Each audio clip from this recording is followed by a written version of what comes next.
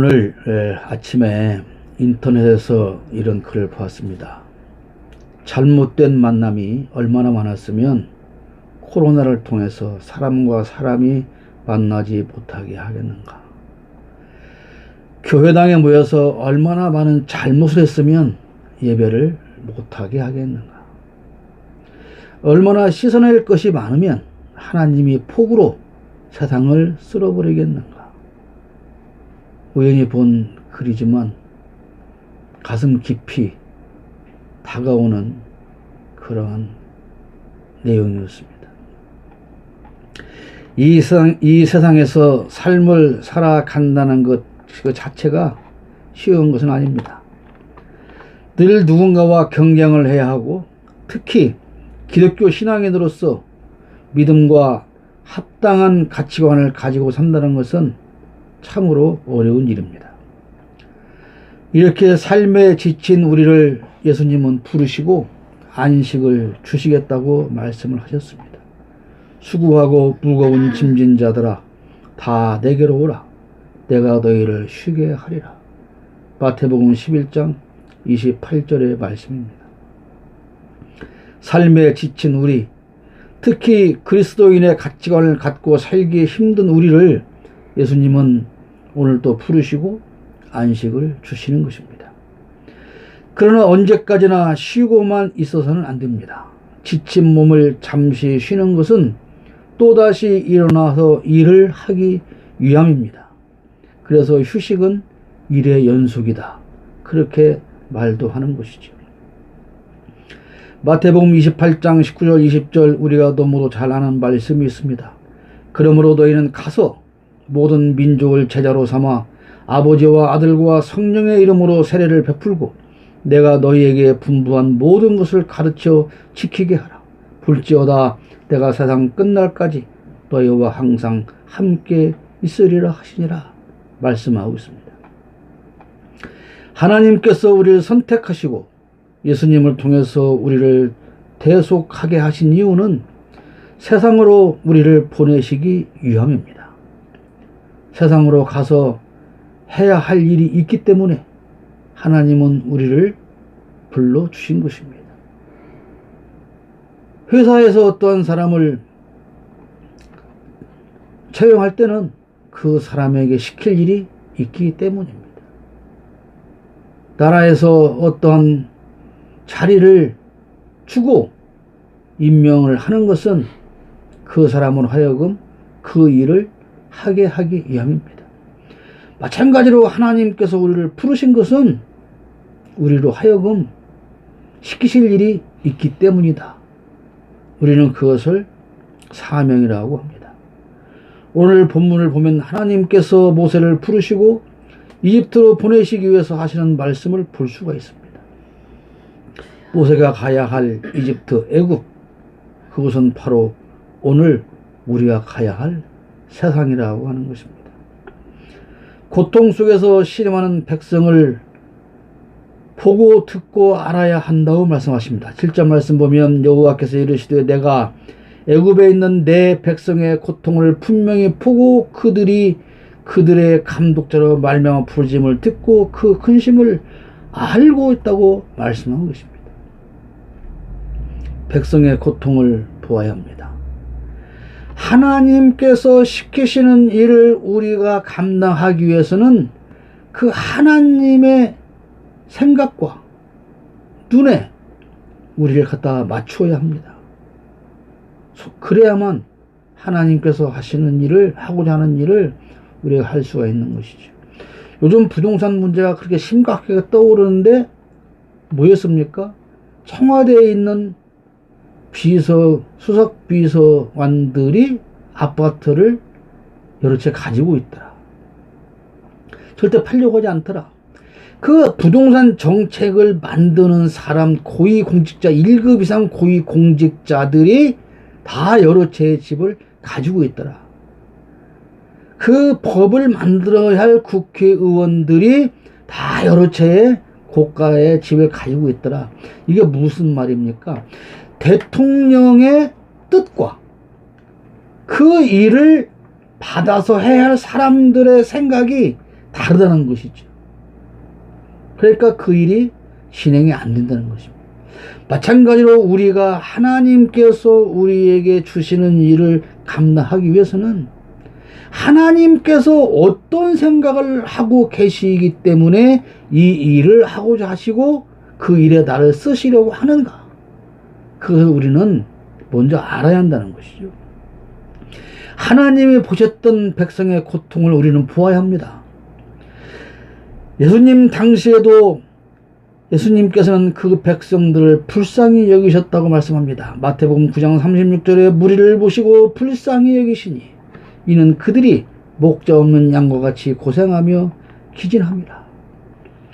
예수님께서 사람을 불쌍히 여기신 것은 그들이 굶주리고 있었기 때문입니다. 당시의 실업률은 50%였습니다. 50%의 사람들은 일자리가 없었다는 것입니다. 한 데나리온을 벌었지만 오늘 현실로 말하면 라면 한 개 값도 안 되는, 겨우 라면 반 개를 살 수 있는 그러한 일당이었다고 합니다. 그들이 얼마나 먹고 살기 힘든가를 알고 있었습니다. 누가? 예수님이 그랬다는 것입니다. 오늘 우리가 사는 세상은 그러면 다들 배불리 잘 먹고 잘 살고 있느냐? 그렇지 않은 것을 우리는 너무나도 잘 알고 있습니다. 우리가 관심을 가져야 할 것이라고 하는 말입니다.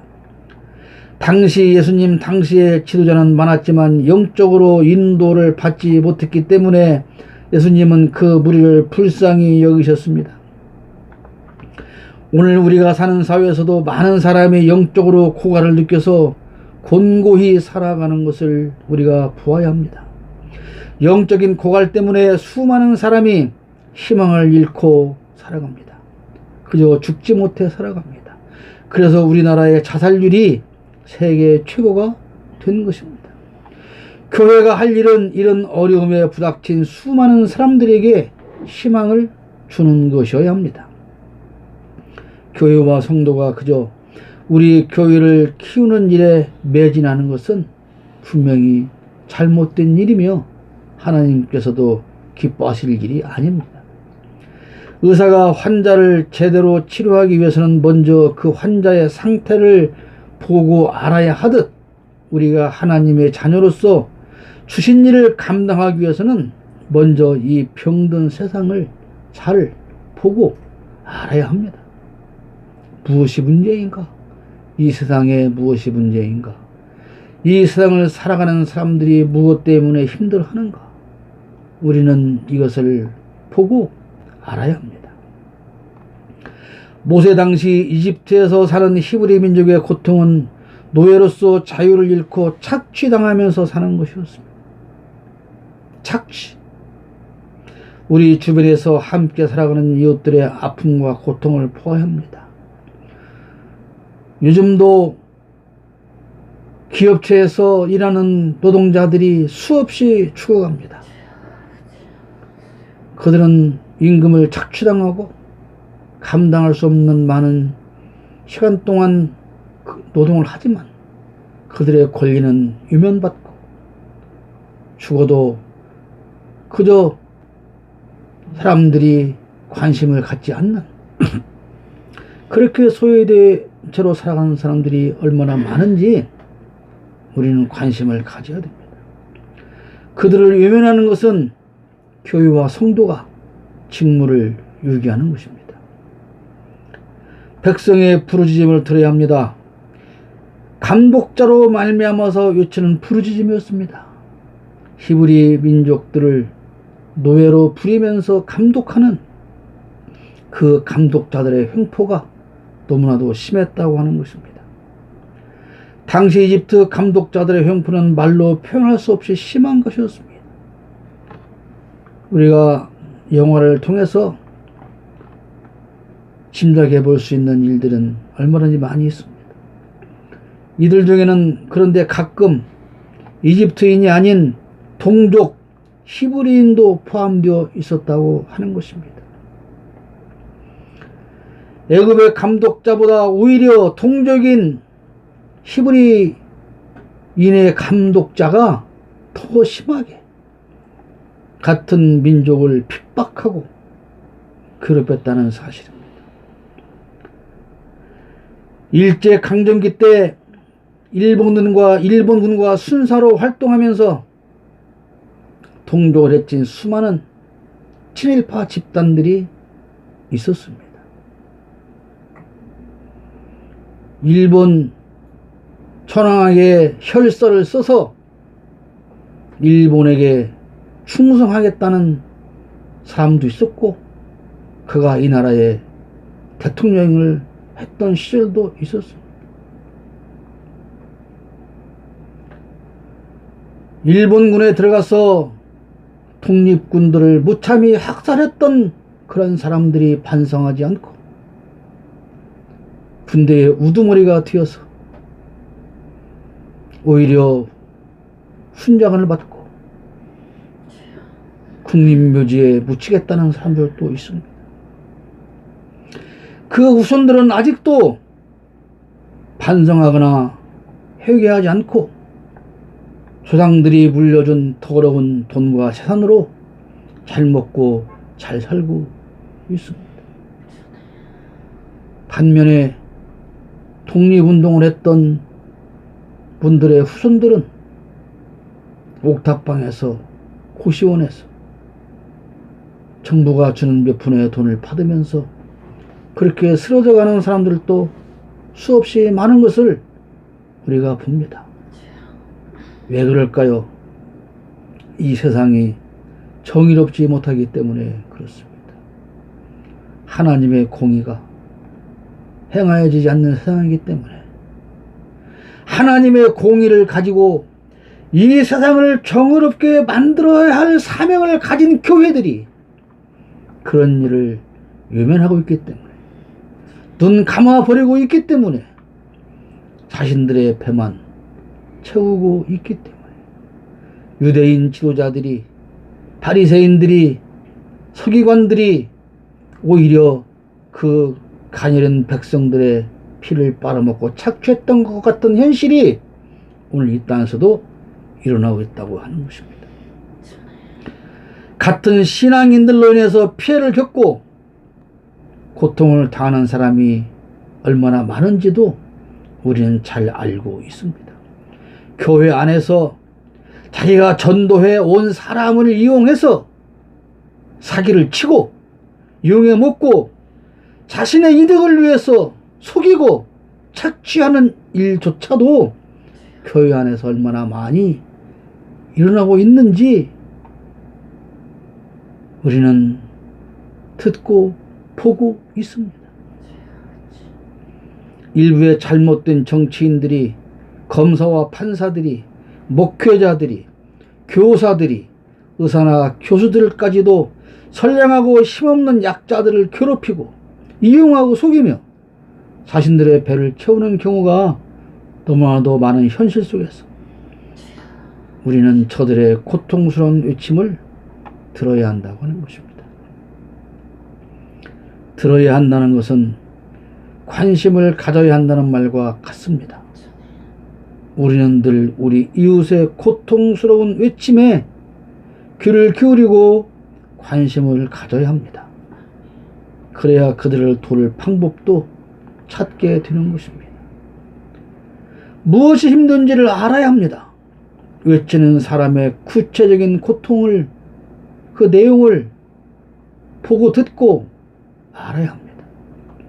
그들의 고통이 경제적인 문제인지, 자녀 문제인지, 가족 문제인지, 건강 문제인지, 영적인 문제인지, 그 외 어떤 다른 문제인지를 알아야 그들에게 힘이 될 수가 있다는 것입니다. 어제 오늘 페이스북에 놀라운 글이 하나가 올라왔습니다. 어떤 엄마가 어떤 커뮤니티에 상담하는 글을 올린 내용이 이렇습니다. 초등학교 6학년짜리 아들이 아침에 자고 일어난 걸 보니 몽정을 해서 기절하게 놀랐다. 큰일 났다. 이걸 어쩌면 좋을까? 이거 어떻게 해야 될까? 그리고 목사님에게 쫓아가서 상담을 했더니 어떡합니까? 우리는 기도하는 수밖에 없지요. 그러더라는 겁니다. 그래서 이 엄마가 다음에 와서 그 아이의 성기를 묶었답니다. 실제적으로 이런 글이 커뮤니티가 올라있어요. 그때 그 답의 댓글들이 그렇습니다. 그 아이만 정상이고 모두가 비정상이다. 그러면 딸이 초경을 하면 어떻게 할 거냐? 이런 비정상인 사람들이 살아가는 세상, 그걸로 인해서 고통을 당하는 사람들이 얼마나 많습니까? 그 얼마나 무지한 엄마이며 또 그 상담을 들은 목사는 얼마나 무지하기에 기도할 일밖에 없습니다 라고 답을 합니까? 이런 무지한 사람들이 무엇을 해결할 수가 있겠습니까?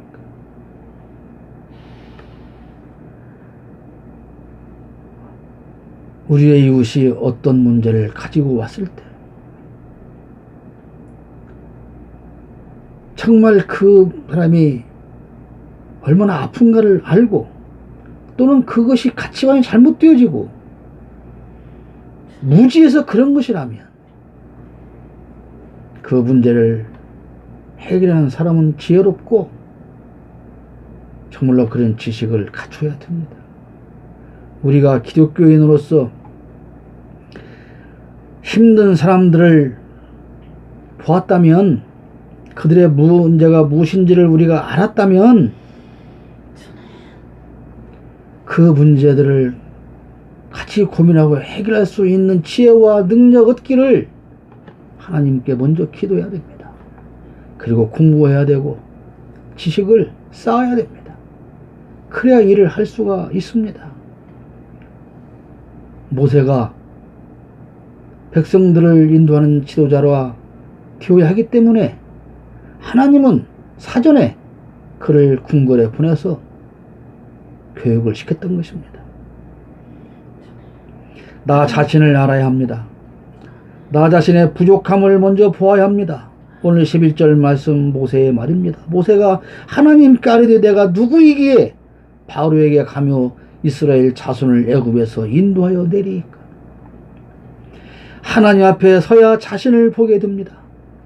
전능하신 하나님 앞에서 자신의 존재를 보면 나라고 하는 이 존재가 날마다 큰소리치고 잘난 체하고 교만하며 오만 방자하게 살아가는 나라는 이 존재가 얼마나 미약하고 보잘것없는 존재인지를 알게 됩니다. 코로나 사태를 겪으면서 계속되는 폭우 피해를 보면서 나 자신이 얼마나 나약한 것인지 우리는 보게 됩니다. 아니, 보아야 합니다. 나의 무능함, 나의 어리석음, 이것을 깨달아야 됩니다. 그럼에도 불구하고 우리는 늘 큰소리치며 내가 잘났다고, 나만한 사람 있으면 나와보라고 그렇게 살아가고 있지 않습니까?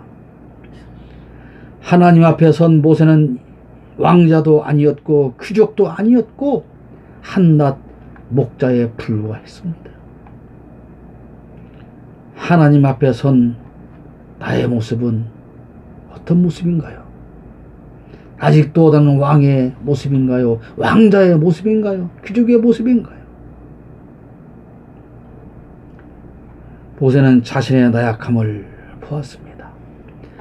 자신의 힘으로는 감히 이스라엘 백성을 구원할 수 없는 나약한 존재임을 모세는 확인했습니다. 그래서 그렇게 말합니다. 내가 누구이기에 바로에게 가며 이스라엘 자손을 애굽에서 인도하여 내리이까. 나약한 자신을 인정할 때 하나님께서 함께 하시고 사명 감당할 능력을 주십니다. 우리 자신의 힘으로 일하려 하면 안 됩니다. 하나님의 일은 내가 자격이 있어서 하는 것이 아닙니다. 하나님께서 사용하셔야만 그 일을 할 수가 있습니다. 다만 우리는 쓰임받을 준비를 하고 있어야 됩니다. 하나님을 만나야 합니다. 모세가 부름을 받은 곳은, 하나님을 만난 곳은 호렙산 가시떨기나무 앞이었습니다. 오늘 1절 2절에 이렇게 기록하고 있습니다. 모세가 그의 장인 미디안 치사장 이드로의 양떼를 치더니 그 떼를 광야 서쪽으로 인도하여 하나님의 산 호렙에 이르매 여호와의 사자가 떨기나무 가운데로부터 나오는 불꽃 안에서 그에게 나타나시니라. 그가 보니 떨기나무에 불이 붙었으나 그 떨기나무가 사라지지 아니하는지라. 하나님을 만나는 곳은 화롭고 거창한 곳이 아닙니다. 하나님은 어려움 중에 있을 때 만나게 됩니다. 우리가 어려움에 있을 때 하나님은 나를 찾아와서 만나 주십니다. 모세는 늘 호렙산을 찾아서 기도했습니다. 그 기도하는 중에 하나님을 만났습니다. 우리가 어려움 중에서 기도할 때 모세처럼 우리는 하나님을 만날 수 있습니다. 어려울 때 기도해야 합니다. 지금이 어려울 때입니다. 이 나라를 볼 때, 한국 교회를 볼 때 참으로 어려울 때입니다. 기도하지 않으면 안 될 때입니다. 교회가 엎드릴 때입니다. 교회가 회개할 때입니다. 그러나 오늘 한국 교회는 무엇을 하고 있습니까? 교회가 정치를 하고 있습니다. 교회가 돈벌이를 궁리하고 있습니다. 교회가 호의호식을 꿈꾸고 있습니다. 아닙니다. 지금은 교회가 기도해야 할 어려울 때입니다. 우리가 겪는, 우리 이웃이 겪는, 우리 나라가 겪는, 민족이 겪는 이런 고통을 보며 엎드려 기도해야 할 때입니다. 그래서 하나님을 만나야 합니다. 하나님을 만나서 사명을 받아야 합니다. 12절에 하나님이 이르시되 내가 반드시 너와 함께 있으리라. 네가 그 백성을 애굽에서 인도하여 낸 후에 너희가 이 산에서 하나님을 섬기리니 이것이 내가 너를 보낸 증거니라. 하나님을 이론적으로만 아는 것만 가지고는 사명을 감당할 수 없습니다. 자신의 경험과 능력을 의지하여 거창한 계획은 얼마든지 세울 수 있습니다. 그러나 하나님을 만나서 허락을 받지 못한다면 그 계획은 그저 계획으로 끝날 수밖에 없습니다. 잠언 16장 9절에 말씀하기를 사람이 마음으로 자기의 길을 계획할지라도 그의 걸음을 인도하시는 이는 여호와이시니라. 하나님이 함께하지 않는다면 우리는 아무것도 할 수가 없습니다. 지극히 작은 하나님의 일이라도 반드시 하나님과 함께해야 함을 우리는 잊으면 안 됩니다. 이렇게 지극히 작은 곳에서 지극히 적은 우리가 모여서 이렇게 하는 예배일지라도 하나님이 함께 하실 때에만 우리는 가능하게 되는 것입니다. 비록 우리가 이렇게 예배해서 헌금을 해서 지극히 작은 푼돈을 가지고 우리의 이웃을 돕는 일 그조차도 하나님이 기쁘게 허락하셔서 함께 하실 때 우리는 하나님께 쓰임받는 일을 하는 것이지, 내 이름을 내기 위해서 한다면 하나님과는 상관이 없는 일이 되고 말 것입니다. 모세가 하나님께서 허락하시지 않았을 때, 왕자의 신분으로 있을 때 자신의 동족을 구해보려고 했지만 어떻게 되었습니까? 살인자가 되어서 광야에 출슬이 추방당할 수밖에 없었지 않습니까? 하나님이 함께하자는 일은 사람이 아무리 옳다고 해도, 옳은 생각을 가지고 해도 그 일은 성공할 수 없는 것입니다. 내가 애굽으로 가야 합니다. 오늘 9절 10절 말씀, 이제 가라. 이스라엘 자손의 부르짖음이 내게 달하고 애굽 사람이 그들을 괴롭히는 학대도 내가 보았으니 이제 내가 너를 바로에게 보내어 너에게 내 백성 이스라엘 자손을 애굽에서 인도하여 내게 하리라. 하나님은 모세에게 가라고 하셨습니다. 그러나 모세 혼자 보내는 것이 아닙니다. 사실은 하나님께서 친히 가시는 것입니다. 8절에 내가 내려가서 그들을 애굽인의 손에서 건져내고 그들을 그 땅에서 인도하여 아름답고 광대한 땅, 젖과 꿀이 흐르는 땅, 곧 가나안 족속, 헷 족속, 아모리 족속, 브리스 족속, 히 족속, 여부스 족속의 지방에 데려가노라 하노라. 누가 한다고요? 너는 네가 가라. 그렇게 말씀하시고 내가 내려간다고 하십니다. 우리가 무슨 일을 할 때 사실은 내가 하는 것이 아닙니다. 하나님께서 친히 그 일을 하시며 나는 앞세워서 보내는 것 뿐입니다. 그러면 나는 가면 됩니다. 가면 일은 하나님이 하십니다. 그 어떤 일도 내가 했다고 자랑하면 안 될 일입니다. 그러나 하나님께서 보내실 때 우리는 주저하지 말고 가야 합니다. 결론 부분입니다. 내가 가야 합니다. 우리는 늘 이웃의 고통을 보고 듣고 잘 알고 있습니다. 그러나 보고 듣고 알고는 있지만 우리는 그들을 향해서 가본 적은 별로 없습니다.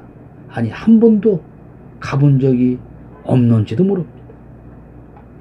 큰 교회가 할 일이지, 전문가가 할 일이지, 부자가 할 일이지, 내가 하고 싶다고 뭔 내가 힘이 있나, 돈이 있나, 시간이 있나. 우리는 그렇게 뒷짐을 지고 있는 것은 아닌가 모르겠습니다. 우리가 가야 할 그곳은 어디며 만나야 할 사람은 누구입니까?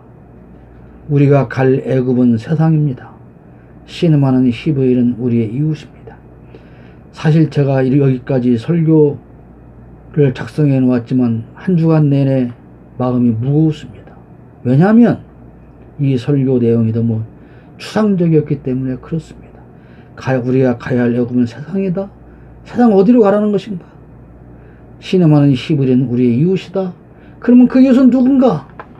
한 주간 동안 오늘 아침까지도 이 답이 나에게 시원하게 응답이 없었습니다.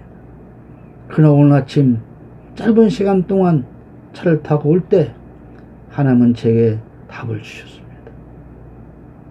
오늘 아침에 제가 들은 답입니다. 내가 가야 할 곳, 그 애굽은 가장 가까운 이웃이다. 신음하는 히브리인은 바로 내 옆에 있는 가장 가까운 그 사람이다. 가장 가까운 내 이웃을 외면하고 가장 가까이에 있는 제일 먼저 사랑해야 할 그 사람을 외면하고 내가 가야 할 애굽과 히브리인은 없다는 것이 하나님 오늘 제게 주신 답변이어서 그렇게 여러분에게 전달해 드립니다. 신음하는 우리의 이웃을 위해서 지금 내가 가야 합니다. 내가 가라는 하나님의 명을 받들어 지금 애굽으로 가시길 바랍니다.